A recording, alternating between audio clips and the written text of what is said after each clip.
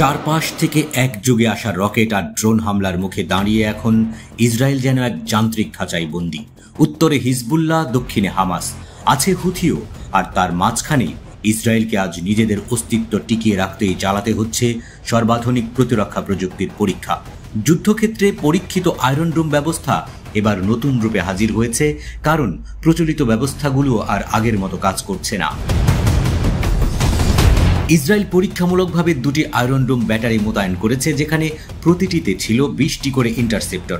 উদ্দেশ্য ছিল চারদিক থেকে আসা রকেট, ড্রোন, এমনকি ক্রুজ ক্ষেপণাস্ত্রের হুমকি মোকাবেলা করা। নতুনভাবে যুক্ত হয়েছে ELTA সিস্টেমের মাল্টিমিশন রাডার MMR। এই প্রযুক্তির মাধ্যমে একযুগে বিভিন্ন দিক থেকে আসা লক্ষ্যবস্তু শনাক্ত ও ধ্বংস করার সক্ষমতা বহুগুণে বেড়েছে। পরীক্ষায় দেখা গেছে কিছু ইন্টারসেপ্টর শত্রুর রকেটের পিছন পিছন গিয়ে পেছন দিক থেকেই ধ্বংস করেছে, যা ইসরায়েলের আগের প্রতিরক্ষা কৌশলে বিরল। ইসরায়েল মিসাইল ডিফেন্স অর্গানাইজেশনের প্রধান মোশে প্যাটেল বলেছেন, এই যুদ্ধের অভিজ্ঞতা থেকে শিক্ষা নিয়েই আমরা আয়রন ডোমে নতুন প্রযুক্তি যুক্ত করেছি। আজকের পরীক্ষাগুলো আমাদের আত্মবিশ্বাস বাড়িয়ে দিয়েছে। এই পরীক্ষার পেছনে যুদ্ধক্ষেত্রের চাপও বড় কারণ। গাজা সীমান্তে হামাসের রকেট, উত্তরে লেবানন সীমান্তে হিজবুল্লাহর রণপ্রস্তুতি, এমনকি ইয়েমেন থেকে হুথিদের দূরপাল্লার ড্রোন হামলা, সব মিলিয়ে ইসরায়েল এখন চতুর্দিক থেকে ঘেরাও হয়ে পড়েছে। এমনকি ইরানও স্পষ্ট করেছে যে তারা পারস্য উপসাগরের দ্বীপে মিসাইল মোতায়েন করেছে, যা মধ্যপ্রাচ্য জুড়ে উত্তেজনা আরও বাড়িয়েছে। এই পরিস্থিতিতে রাফায়েল ডিফেন্স সিস্টেম জানিয়েছে, আয়রন ডোমের এই পরীক্ষাগুলো এখনো পর্যন্ত সবচেয়ে বড় ও জটিল।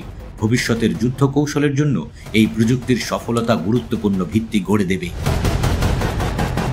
তবে প্রশ্ন থেকে যাচ্ছে, এই প্রযুক্তি কি আদৌ ইসরায়েলকে রক্ষা করতে পারবে? কারণ শত্রুরা এখন শুধু ফ্রন্ট লাইন থেকে নয়, ডিপ স্ট্রাইক প্রযুক্তি ব্যবহার করছে। ড্রোন, ক্রুজ মিসাইল, উচ্চগতির রকেট, সব মিলিয়ে প্রতিরক্ষার হিসাবটাও এখন আগের মতো সহজ নয়। যুদ্ধবিধ্বস্ত গাজার বিপরীতে প্রযুক্তি নির্ভর ইসরায়েল এখন পরীক্ষা নিরীক্ষায় ব্যস্ত। কিন্তু বাস্তবতা হলো, যুদ্ধের মাঠে প্রযুক্তি যত উন্নত হোক, আকাশে একযোগে 200 থেকে 300 ক্ষেপণাস্ত্র ছোড়া হলে আয়রন ডোমও হিমশিম খাবে। আগেও সেই ঘটনা ঘটেছে। ফলে ইসরায়েলের সামরিক বিশ্লেষকরাও বলছেন, বর্তমান যুদ্ধ ইসরায়েলের অস্তিত্ব রক্ষার জন্য সবচেয়ে বড় চ্যালেঞ্জ। ইসরায়েল এখন নিজের ভবিষ্যতের জন্য লড়ছে। প্রযুক্তি, কৌশল এবং প্রতিরক্ষা ব্যবস্থার সর্বোচ্চ ব্যবহার করেও যদি চতুর্দিক থেকে আসা আঘাত ঠেকানো না যায়, তবে এই অঞ্চলে এক নতুন বাস্তবতা তৈরি হওয়া শুধু সময়ের অপেক্ষা।